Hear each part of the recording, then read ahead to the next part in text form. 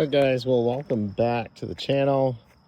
I have some updates here on our raised garden beds. Our first one up here, we planted basil in, and very funny story. We had Burpee brand basil seeds versus dollar store. The Burpee never actually germinated, but this is not basil on this side.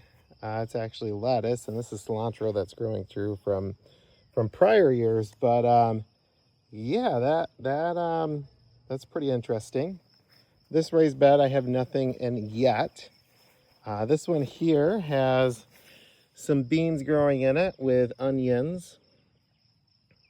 You can already see those guys are really growing.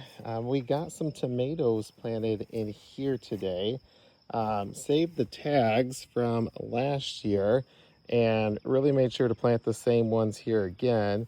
So these are a celebrity variety tomato. And then we have red bell peppers here, which I get a lot of flack for how tightly I plant these together. But being in a raised bed, I generally just use 2 or 3 poles right down the center, and then I will tie them up to the 2 poles, and it'll come together almost like an arch. Never had any issues with it. They still dry out well when it rains or when I water it.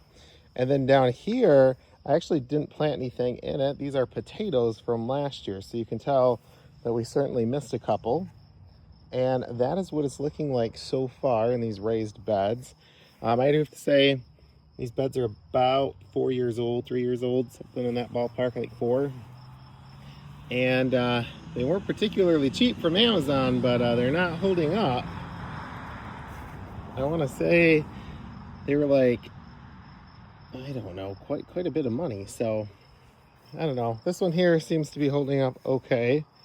This one down here, same thing. So I'm gonna have to probably power wash all that off in the fall, and then get them powder coated and painted. But that is what our raised beds are looking like so far.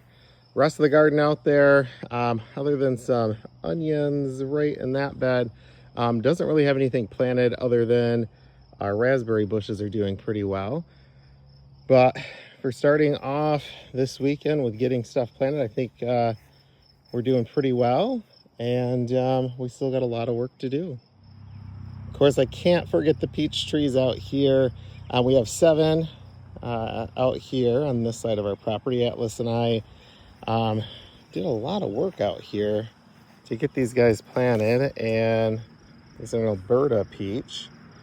2 trees down there on the end are the 2 original ones that we planted.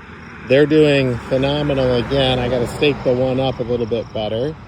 But we have these ones here, and then that is a peach tree, that's a peach tree, and we got peach trees around the corner. So we have about 10 peach trees and an apple tree here on the property. Apple tree, I showed in the intro, that's already got apples growing on it. These guys, we got a Home Depot for like 25 bucks a piece, so can't beat that deal.